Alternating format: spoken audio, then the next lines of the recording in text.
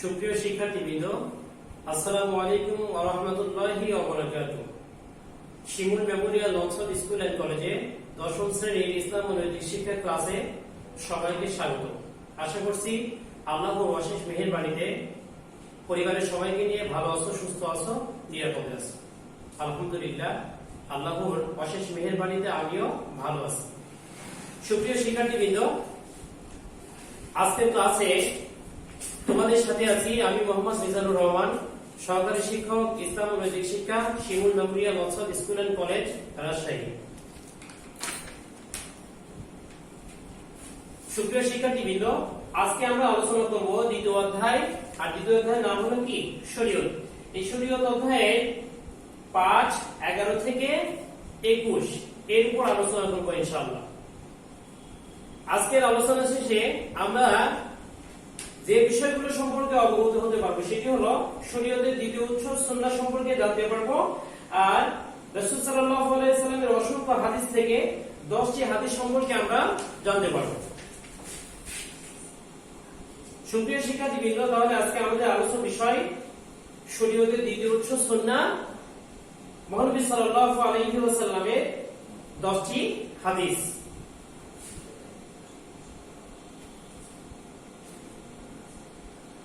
সুপ্রিয় শিক্ষার্থীবৃন্দ, আলোচনার শুরুতে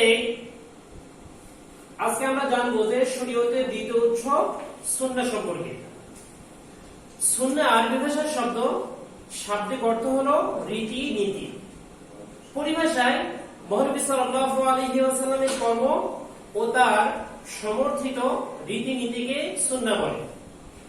সুন্নাহকে হাদিস নামে কি করা হয়? আখ্যায়িত করা হয়। আর এই সুন্নাহ বা হাদিস হলো আল কোরআনের ব্যাখ্যা স্বরূপ। উদাহরণের মাধ্যমে সুন্নাহ বা হাদিস যে কোরআনের ব্যাখ্যা স্বরূপ তা আমরা স্পষ্ট হতে পারি। যেমন আল্লাহ তাআলা পবিত্র কোরআনুল কারীমের মধ্যে বলেন, আকিমুস সালাহ, তোমরা নামাজ কায়েম করো। কিন্তু কোরআনের মধ্যে এটি সুস্পষ্টভাবে ব্যাখ্যা বা নির্দেশনা আসেনি যে দিনে কয় ওয়াক্ত নামাজ পড়তে হবে, কোন ওয়াক্তে কত রাকাত সালাত আদায় করতে হবে, এই ধরনের বিস্তারিত তথ্য আসেনি। বরং এগুলো কোথায় এসেছে? নবী সাল্লাল্লাহু আলাইহি সাল্লামের হাদিসের মাধ্যমে এই ধরনের সুস্পষ্ট বর্ণনা এসেছে। আর নবী সাল্লাল্লাহু আলাইহি ওয়াসাল্লামের এই হাদিসটি অবশ্যই কি করতে হবে? আমাদেরকে অনুসরণ করতে হবে। কেননা নবী সাল্লাল্লাহু আলাইহি সাল্লামের হাদিসকে অনুসরণ না করলে আমরা পবিত্র কোরআনুল কারীমের ব্যাখ্যা সম্পর্কে অবগত হতে পারবো না। নবী সাল্লাল্লাহু আলাইহি সাল্লামের হাদিসকে, অর্থাৎ একটি হাদিসের অংশকে দুইটি ভাগে ভাগ করা হয়েছে।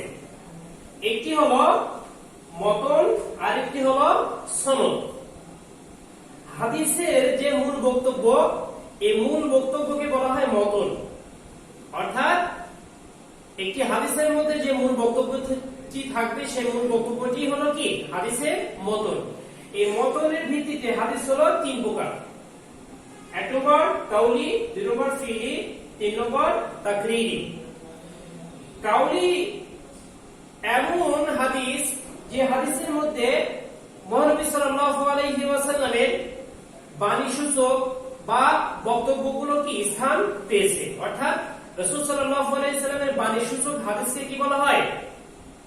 কাউলি হাদিস বলা হয়। ফিলি শব্দের শাব্দিক অর্থ হলো কাজ সম্বন্ধীয় বা কর্ম সম্বন্ধীয়। অর্থাৎ যে হাদিসের মধ্যে নবী সাল্লাল্লাহু আলাইহি সাল্লামের কোন কর্ম বা কোন ধরনের কর্মকাণ্ডের বর্ণনা এসেছে সে হাদিসকে বলা হয় ফিলি হাদিস। 3 নম্বর তাকরিরি শব্দের শাব্দিক অর্থ হলো মনোসম্মতি জ্ঞাপন। অর্থাৎ নবী সাল্লাল্লাহু আলাইহি সাল্লামের কোন মনোসম্মতির ব্যাপারে যে বর্ণনা বা যে হাদিসের মধ্যে যে বর্ণনা এসেছে সে হাদিসকে বলা হয়েছে তাকরিরি হাদিস।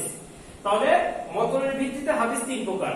এ পর্যায়ে আমরা আলোচনা করব সনদের ভিত্তিতে হাদিস। সনদের ভিত্তিতে হাদিস হলো 3 প্রকার। সনদ কি?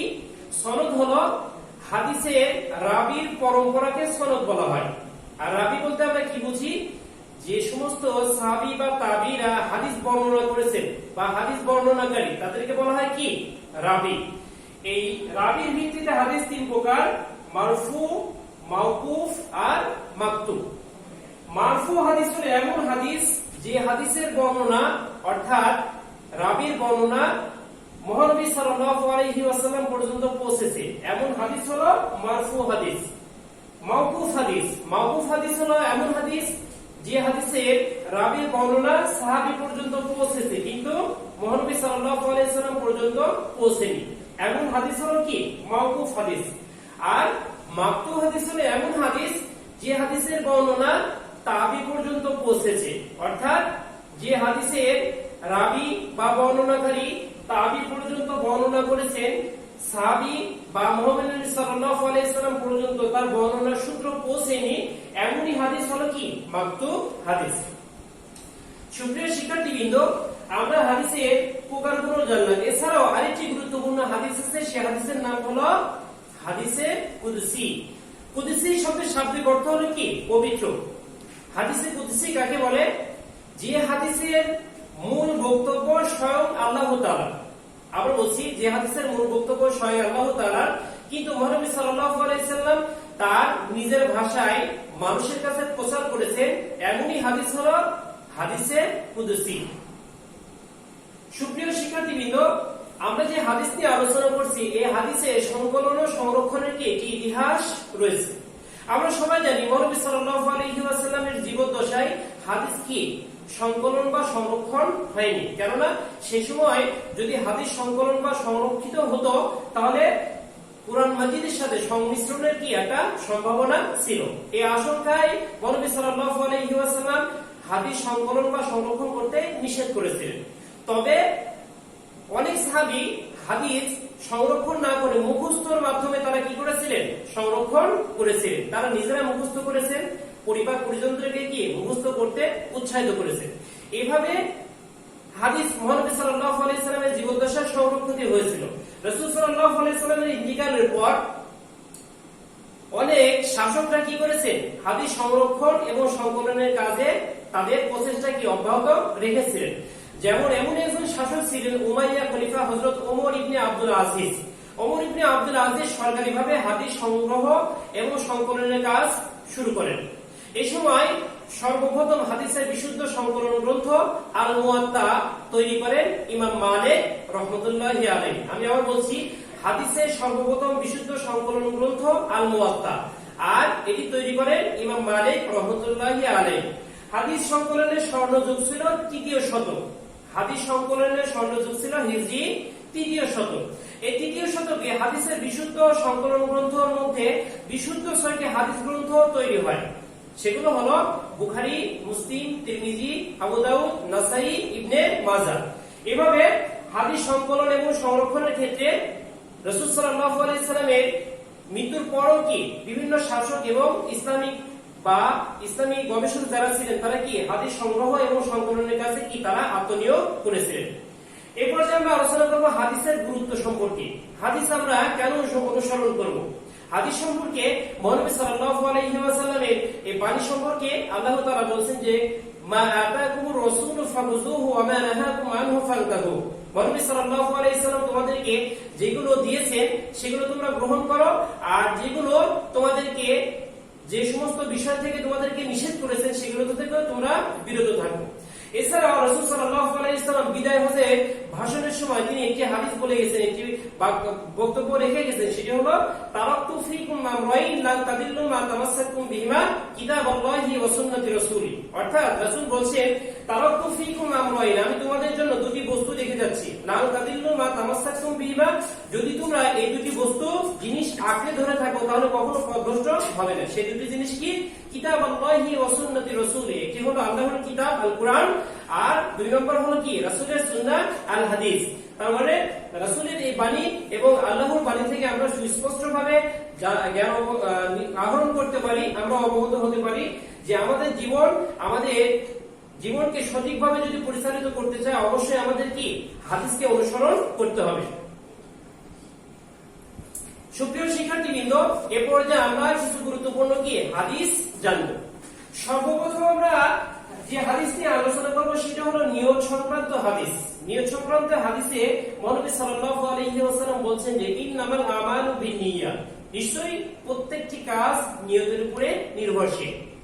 এই হাদিসের একটি প্রেক্ষাপট রয়েছে, বিশেষ একটি প্রেক্ষাপটে মহানবী সাল্লাল্লাহু আলাইহি ওয়াসাল্লাম এই হাদিসটি বর্ণনা করেছেন। সেটি হলো মহানবী সাল্লাল্লাহু আলাইহি ওয়াসাল্লাম যখন মক্কা থেকে মদিনায় ইসলাম প্রচারের জন্য হিজরত করলেন, তখন উম্মে কায়স নামক একজন মহিলা তিনি আল্লাহর সন্তুষ্টির উদ্দেশ্যে মক্কা থেকে মদিনায় হিজরত করলেন। তার হিজরতের কয়েকদিন পর একজন পুরুষ ওই মহিলাকে বিবাহ করার উদ্দেশ্যে মক্কা থেকে মদিনায় হিজরত করলেন। বিষয়টি যখন মহানবী সাল্লাল্লাহু আলাইহি ওয়াসাল্লামের নিকটে পৌঁছালো বা তিনি অবগত হলেন, তখন মহানবী সাল্লাল্লাহু আলাইহি ওয়াসাল্লাম এই হাদিসটি বর্ণনা করলেন যে ইন্নামাল আমালু বিন্নিয়াত, নিশ্চয়ই প্রত্যেকটি কাজ নিয়তের উপরে নির্ভরশীল। কেন বললেন? যে ওই মহিলাটি উম্মে কায়স নামক যে মহিলা মক্কা থেকে মদিনায় হিজরত করেছিলেন, তার উদ্দেশ্য ছিল আল্লাহর সন্তুষ্টি অর্জন। আর তার পরবর্তীতে যে লোকটি ওই মহিলাকে বিবাহ করার উদ্দেশ্যে গিয়েছিলেন, আল্লাহর সন্তুষ্টির উদ্দেশ্যে তিনি গিয়েছিলেন না, আল্লাহর সন্তুষ্টির উদ্দেশ্যে তিনি হিজরত করেননি।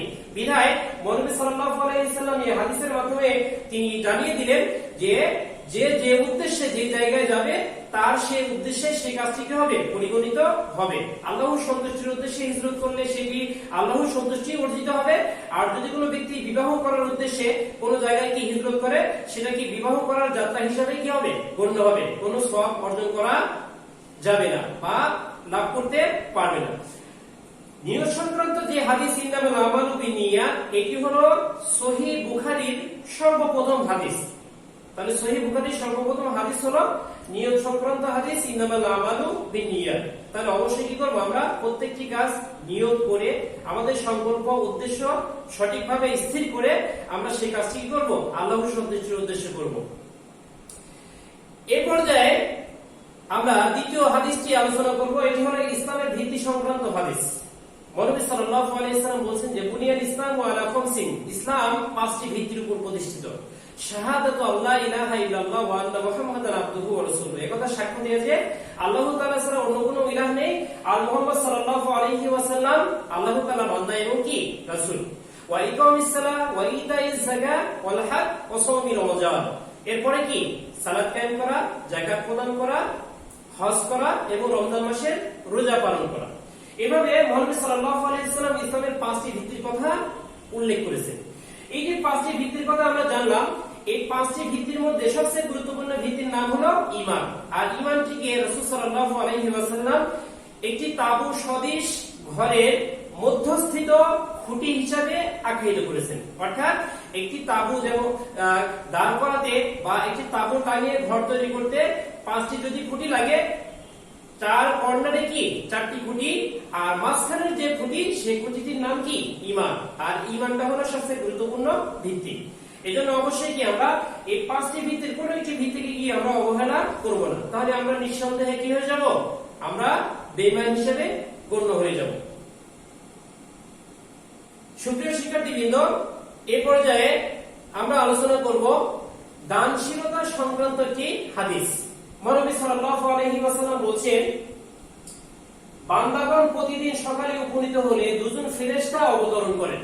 অর্থাৎ যখনই রাত্রি শেষে সকাল হয় তখনই কি দুজন ফেরেশতা এসে কি হয়? আগমন করেন বা অবতরণ করেন। তারা এসে কি বলেন? এদের একজন বলেন, হে আল্লাহ, দানকারীকে তুমি প্রতিদান দাও। অর্থাৎ যে দানশীল তার সে দানশীলতার পুরস্কার দেওয়ার জন্য একজন ফেরেশতা কি করেন? সুপারিশ করেন, আল্লাহ তাআলার নিকটে রিকোয়েস্ট করতে থাকেন, অনুরোধ করতে থাকেন। আর অপরজন বলেন, হে আল্লাহ, সম্পদ আটককারীকে অর্থাৎ কৃপণকে তুমি ক্ষতিগ্রস্ত করো। অর্থাৎ সে যে সম্পদ ফুরিয়ে যাবে এই আশঙ্কায় যে সম্পদ আটক করে রাখলো, জমা করে রাখলো, তার এই পুরস্কার হিসেবে একজন ফেরেশতা কি বলছেন? যে ওই আটককারীকে, কৃপণকে আপনি কি করেন? ক্ষতিগ্রস্ত করেন। আর ফেরেশতারা যখন এভাবে বান্দার পক্ষে বিপক্ষে এভাবে যখন অনুরোধ করেন, আল্লাহ তাআলা তাদের অনুরোধ অবশ্যই কি করেন? গ্রহণ করেন। এজন্য অবশ্যই কি করব? আমরা কৃপণতা পরিহার করব।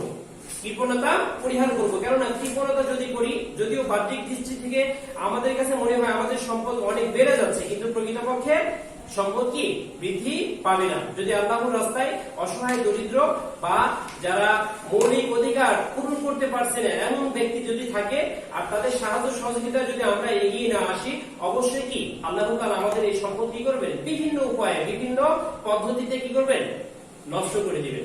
এই জন্য অবশ্যই কি করতে হবে, আমাদেরকে দান করতে হবে।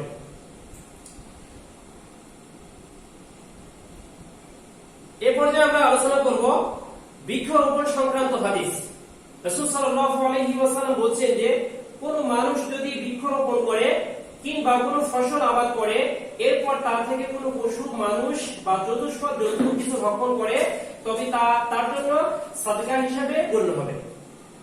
অর্থাৎ নবী সাল্লাল্লাহু আলাইহি সাল্লাম এই হাদিসটির মাধ্যমে কৃষি কাজ বা আমাদের যে বিভিন্ন ধরনের যে বনায়ন বা কৃষির সাথে জড়িত যত ধরনের কর্মকাণ্ড আছে সেই কাজগুলোতে কি করেছেন, উৎসাহিত করেছেন। দেখো এখানে খেয়াল করো, নবী সাল্লাল্লাহু আলাইহি সাল্লাম বলেছেন যে যদি কেউ বৃক্ষরোপণ করে অথবা কোনো ফসল কি আবাদ করে, এরপর তা থেকে যদি কোনো পশু বা কোনো মানুষ যদি আহার হিসাবে সেগুলো গ্রহণ করে, অবশ্যই সেটা কি হবে, সাদকা হিসাবে গণ্য হবে। অর্থাৎ নবী সাল্লাল্লাহু আলাইহি সাল্লাম এটি বুঝিয়েছেন যে যদি কোনো জমিতে ধান চাষাবাদ করা হয় আর সেই জমি থেকে যদি কোনো পশু পাখি খাদ্য হিসেবে ধান খায়, যদিও ওই জমির মালিক তার নিজ হাতে সেই ধান কি কোনো মানুষকে বা কাউকে দান করেনি, কিন্তু এর পরও পশু যে তার জমি থেকে ধান খেয়েছে, তার ক্ষুধা নিবারণ করেছে, এতে করে কি সেই দানটি অর্থাৎ তার যে জমির ফসল সেটি কি সাদকা হিসাবে গণ্য হবে। এছাড়া বৃক্ষরোপণ সম্পর্কে যদি আমরা জানি, দেখো যে বৃক্ষ আমাদেরকে বিভিন্নভাবে সহযোগিতা করে থাকে। বৃক্ষ আমাদেরকে কি দিচ্ছে, অক্সিজেন সরবরাহ করছে, জ্বালানির কাঠ দিচ্ছে, আমাদের আসবাবপত্র তৈরিতে কি গুরুত্বপূর্ণ ভূমিকা পালন করছে। বিভিন্ন সময় যে আমাদের প্রাকৃতিক দুর্যোগ, সেই প্রাকৃতিক দুর্যোগ থেকেও কি আমাদেরকে হেফাজত বা নিরাপদ রাখছে। এভাবে বৃক্ষ কি আমাদেরকে বিভিন্ন কাজে কি সহযোগিতা করছে। আর এগুলো কি পাশাপাশি পশু পাখি বা বিভিন্ন ধরনের প্রাণী তাদেরও কি উপকারে আসছে। এই জন্য অবশ্যই কি আমরা কোনো পেশাকে ছোট হিসাবে দেখবো না, অবশ্যই কি আমরা যারা কৃষি কাজ করে তাদেরকে সম্মান দেব, তাদেরকে উৎসাহ দেব, তাদেরকে সহযোগিতা করব।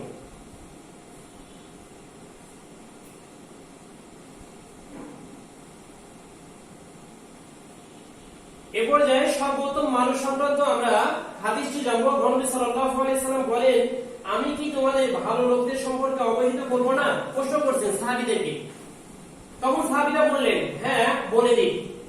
তখন নবী সাল্লাল্লাহু আলাইহি সাল্লাম বললেন, তোমাদের ভালো লোক তারা যাদের দেখলে আল্লাহর কথা স্মরণ হয়।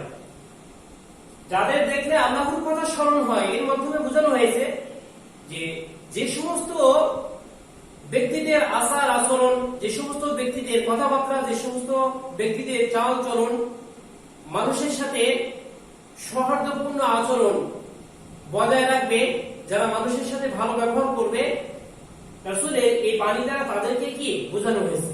কেননা একজন মানুষের ভালো ব্যবহার দেখলে অবশ্যই একজন মানুষের কি আমাদের পূর্ববর্তী যে প্রতিনিধি যারা আমাদেরকে পথ প্রদর্শন করেছেন, নবী রাসূল সাহাবী যারা আছে, তাদের কথা কি স্মরণ হয়ে যায়। একজন সত্যবাদী মানুষ দেখে রাসূলের যে অন্যতম একটি উপাধি ছিল যে আল-আমিন, সত্যবাদী, বিশ্বাসী, তার কথা কি স্মরণ হয়ে যায়। এভাবে যদি কোনো মানুষের আচার আচরণ, কথাবার্তা, ওয়াদা বা তার যাবতীয় কাজকর্ম যদি সুন্দর হয়, অবশ্যই কি আমাদের সেই লোককে দেখে ভালো মানুষদের কথা কি স্মরণ হয়ে যায়। আর এই সমস্ত ব্যক্তিরাই হলো কি সর্বোত্তম মানুষ। এই জন্য আমরা যখন মানুষের সঙ্গে কথা বলবো, ভদ্রভাবে কথা বলবো, বাবা মার সাথে যখন কথা বলবো সত্য কথা বলবো, শিক্ষকদের সাথে যখন কথা বলবো, তখন অবশ্যই কি ছাত্র শিক্ষকের যে দায়িত্ব কর্তব্য, যে সৌহার্দ্যপূর্ণ আচরণ, যেমন আচরণ করার দরকার, যেমন ভাষা প্রয়োগ করা দরকার, সেটি বা সে ভাষা যথাযথভাবে প্রয়োগ করে কি আমরা তাদের সাথে কি করব, সম্বোধন করব, তাদের সাথে কি করব, সময় অতিবাহিত করব। যদি এমন ভাবে করি, এমন ভাবে যদি আমরা আচার আচরণ কি বহিঃপ্রকাশ ঘটাই, অবশ্যই কি রাসূলের বাণী অনুযায়ী আমরা সর্বোত্তম মানুষ হিসেবে কি পরিগণিত হতে পারব। সুপ্রিয় শিক্ষার্থীবৃন্দ, এই পর্যায়ে আমরা জানবো আল্লাহর পরিজন সংক্রান্ত হাদিস। নবী সাল্লাল্লাহু আলাইহি সাল্লাম বলেন, সমগ্র সৃষ্টি আল্লাহর পরিজন, সুতরাং আল্লাহর নিকট সর্বাধিক প্রিয় ওই ব্যক্তি যে তার পরিজনের প্রতি অনুগ্রহ করে। এখন প্রশ্ন হতে পারে যে আল্লাহর পরিজন কারা? দেখো, এই পৃথিবীতে আল্লাহ তাআলা মানুষ তো আছে, মানুষ ছাড়া যাবতীয় উপস্থিত, যেমন পশু পাখি, কীট পতঙ্গ, গাছপালা, পাহাড় পর্বত, অর্থাৎ পৃথিবীতে যত সৃষ্টি আছে, যত সৃষ্টি জীব আছে, প্রত্যেকটি সৃষ্টি জীব, প্রত্যেকটি সৃষ্টিকে আল্লাহ তাআলার পরিবার বা পরিজন। আর এই পরিবার পরিজনের মধ্যে আল্লাহ তাআলা সর্বশ্রেষ্ঠ সৃষ্টি জীব হিসেবে মানুষকে সৃষ্টি করেছেন। বিধায় মানুষেরও কি অনেক দায়িত্ব কর্তব্য রয়েছে। সেগুলো হলো যে তার অধীনস্থ যে সমস্ত সৃষ্টি জীব রয়েছে, যেমন পশু পাখি, কীট পতঙ্গ, গাছপালা, এই সমস্ত পশু পাখি বা এই সমস্ত জীবের প্রতি কি করতে হবে? অনুগ্রহ দেখাতে হবে। যদি আমরা আল্লাহ তাআলার এই সৃষ্টি জীবের প্রতি অনুগ্রহ দেখাই, যদি আমরা অনুকম্পা দেখাই, অবশ্যই আল্লাহ তাআলা কি সেই ব্যক্তির জন্য কি হয়ে যাবেন? খুশি হয়ে যাবেন। আর অবশ্যই আল্লাহ তাআলার অশেষ রহমতের অধিকারী হিসেবে আমরা কি হব? গণ্য হব। এই জন্য আল্লাহর যে পরিজন, আল্লাহর যে যাবতীয় সৃষ্টি জীব, সেই সৃষ্টি জীবের প্রতি কি করবো? আমরা দয়া বা অনুগ্রহ প্রদর্শন করব। পরবর্তী সংক্রান্ত আমরা হাদিস সম্পর্কে জানবো। নবী সাল্লাল্লাহু আলাইহি ওয়াসাল্লাম বলেন, এক মুসলমান অপর মুসলমানের ভাই, সে তার ভাইয়ের প্রতি অত্যাচার করে না, তাকে শত্রুর হাতে সোপর্দ করে না। সে যে ব্যক্তি তার মুসলিম ভাইয়ের প্রয়োজন পূরণে সচেষ্ট হয়, আল্লাহ তার প্রয়োজন পূরণ করে দেন। অর্থাৎ সারা বিশ্বে যত মুসলমান আছে, সে যে জাতেরই হোক, যে বর্ণেরই হোক, যে ভাষাভাষী হোক না কেন, যদি কোনো মুসলমান বিপদে পড়ে, অবশ্যই কি অপর মুসলমানের দায়িত্ব এবং কর্তব্য হলো কি তাকে সাহায্য সহযোগিতা করা, তার বিপদে এগিয়ে যাওয়া। তাকে যদি শত্রু তাড়া করে, তাহলে অবশ্যই কি তাকে শত্রুর হাতে সোপর্দ না করা, বরং তাকে নিরাপত্তা দেওয়া। তার যদি অভাব অনটন হয়, তার অভাব অনটন পূরণে কি যেভাবে সাহায্য সুবিধা করা সম্ভব হয়, সেভাবে কি করতে হবে? সাহায্য সহযোগিতা করতে হবে। আর এভাবে যদি আমরা এক মুসলমান অপর মুসলমানের সহযোগিতা যদি আমরা এগিয়ে আসতে পারি, সাহায্য সহযোগিতা যদি করতে পারি, আল্লাহ তাআলা বলছেন যে আল্লাহ তাআলা তার প্রয়োজন পূরণ করে দেবেন। অর্থাৎ যে ব্যক্তি সাহায্য করবে, তার যখন বিপদ আসবে, আল্লাহ তাআলা তাকেও কি করবেন? সাহায্য করবেন। কোরআনুল কারীমের মধ্যে আল্লাহ তাআলা বলছেন যে ইন্নামাল মুমিনুনা ইখওয়া, নিশ্চয়ই মুমিনগণ পরস্পর ভাই ভাই। রাসূল বলছেন আল মুসলিমু আখুল মুসলিম, এক মুসলমান অপর মুসলমানের ভাই। এজন্য অবশ্যই কি করবো? আমরা ভ্রাতৃত্বের বন্ধন, অর্থাৎ ইসলামী ভ্রাতৃত্বের যে বন্ধন, এই ভ্রাতৃত্বের বন্ধনটা আমরা অটুট রাখবো ইনশাআল্লাহ।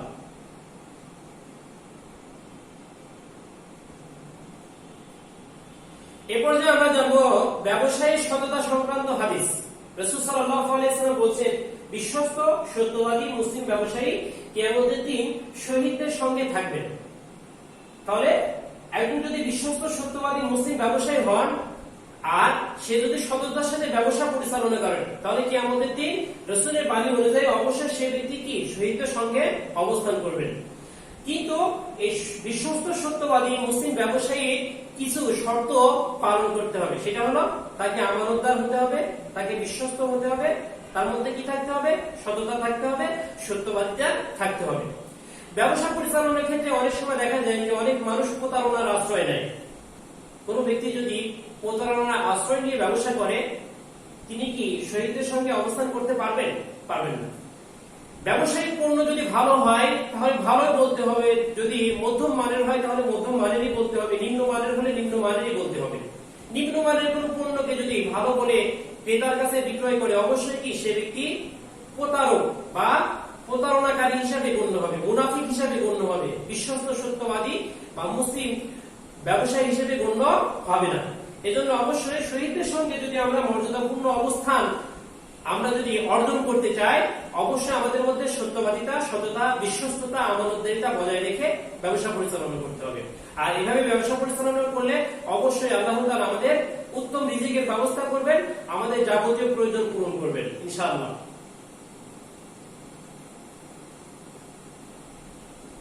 এরপর যে আমরা আলোচনা করব ধৈর্য সংক্রান্ত হাদিস। রাসূল সাল্লাল্লাহু আলাইহি ওয়াসাল্লাম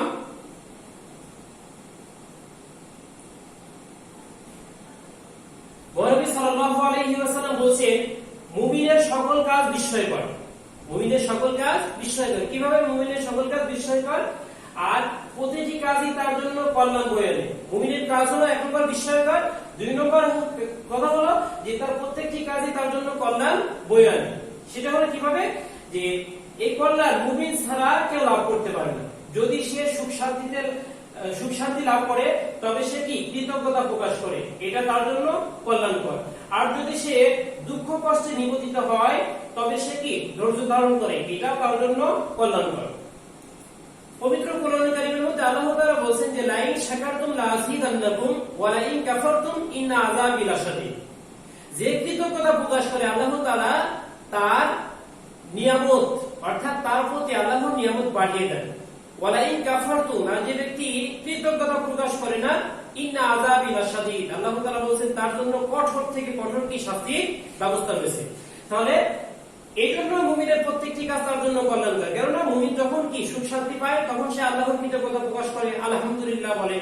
আর যখন সে কি দুঃখ কষ্টে নিপতিত হয় তখন সে কি আল্লাহ তাআলার উপরে ভরসা করে, তাওয়াক্কুল তো আল্লাহর উপর ভরসা করে, আল্লাহর উপর কি ধৈর্য ধারণ করে। এই জন্য সে দুঃখ কষ্টে থাকলেও তার জন্য কি এটা তার জন্য কল্যাণকর, আবার সুখ শান্তিতে থাকলেও কি এটা তার জন্য কল্যাণকর, যদি সে আল্লাহ তাআলার প্রশংসা করে, সে আল্লাহ তাআলার উপরে কি করে তাওয়াক্কুল রাখে বা ভরসা রাখে। তাহলে অবশ্যই যদি আমরা বিপদে পড়ি কি আল্লাহ তাআলাকেই সর্বাপেক্ষা বা সর্বশ্রেষ্ঠ কি সাহায্যকারী হিসেবে আমরা বিশ্বাস করব, তার উপর ভরসা রাখব।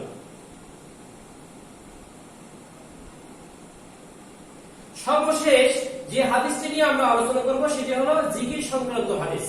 মহানবী সাল্লাল্লাহু আলাইহি সাল্লাম বলেন যে দুটি বাক্য এমন রয়েছে যা দয়াময় আল্লাহর নিকটে খুবই প্রিয়, উচ্চারণ করতে সহজ ও দাড়িপাল্লায় খুবই কি ভারী। আর সেই দুটি বাক্য হলো সুবহানাল্লাহি ওয়া বিহামদিহি সুবহানাল্লাহিল আযীম। সুপ্রিয় শিক্ষার্থীবৃন্দ, দেখো দুটি বাক্য অর্থাৎ সুবহানাল্লাহি ওয়া বিহামদিহি একটি বাক্য, সুবহানাল্লাহিল আযীম দুই নম্বর বাক্য। দুটি বাক্যই কিন্তু কি খুবই সহজ, কিন্তু রাসূল সাল্লাল্লাহু আলাইহি সাল্লাম বলেছেন যে উচ্চারণে সহজ কিন্তু দাড়িপাল্লায় অর্থাৎ হাসরের ময়দানে যখন আমাদের আমলনামা ওজন করা হবে সেই দাড়িপাল্লায় এই দুটি বাক্য কি খুবই ভারী হবে। এজন্য অবশ্যই কি আমরা অবসর সময়ে যখন আমরা ইবাদত বন্দেগী করি, যখন আমরা কোনো কাজ না থাকে তখন অবশ্যই কি আমরা মনে মনে আমরা এই বাক্যটুকু পড়তে পারি, বাক্য দুটি বলতে পারি যে সুবহানাল্লাহি ওয়া বিহামদিহি সুবহানাল্লাহিল আযীম। সুপ্রিয় শিক্ষার্থীবৃন্দ, দীর্ঘ সময় আমরা কি আলোচনা করলাম, এই আলোচনা কতটুকু মনোযোগ সহকারে শ্রবণ করেছ তা এখন কি আমরা মূল্যায়ন করব। আত-তাজির শব্দের অর্থ কি? আত-তাজির শব্দের অর্থ হলো ব্যবসায়। খ নম্বর, সনদের দিক থেকে হাদিস কত প্রকার? 3 প্রকার। গ নম্বর, সমগ্র সৃষ্টিকার পরিজন? আল্লাহ তাআলার পরিজন। ঘ নম্বর, হাদিস অর্থ কি? কথা, বাণী, উপদেশ। সর্বশেষ, বিশুদ্ধ হাদিস গ্রন্থ কয়টি? বিশুদ্ধ হাদিস গ্রন্থ হলো 6টি। সুপ্রিয় শিক্ষার্থীবৃন্দ, আজকে এই আলোচনার উপর আগামী দিনকে তোমাদের রিভিশন টপিক 2 হবে। তোমাদের জন্য পড়া থাকছে দ্বিতীয় অধ্যায় শরীয়ত। এই শরীয়ত অধ্যায়ের পাঠ 11 থেকে 21। এর উপরে তোমাদের কি রিভিশন টপিক নেওয়া হবে। সুপ্রিয় শিক্ষার্থীবৃন্দ, করোনাকালীন এই সময়ে মহান আল্লাহ তাআলার নিকটে আমরা প্রার্থনা করব আল্লাহ তাআলা যেন আমাদের এই মহামারী থেকে, এই দুর্যোগ থেকে নিরাপদে রাখেন, সুস্থ রাখেন, ভালো রাখেন। ওয়া আখিরু দাওয়ানা আলহামদুলিল্লাহি রাব্বিল আলামিন। আসসালামু আলাইকুম ওয়া রাহমাতুল্লাহি ওয়া বারাকাতুহু।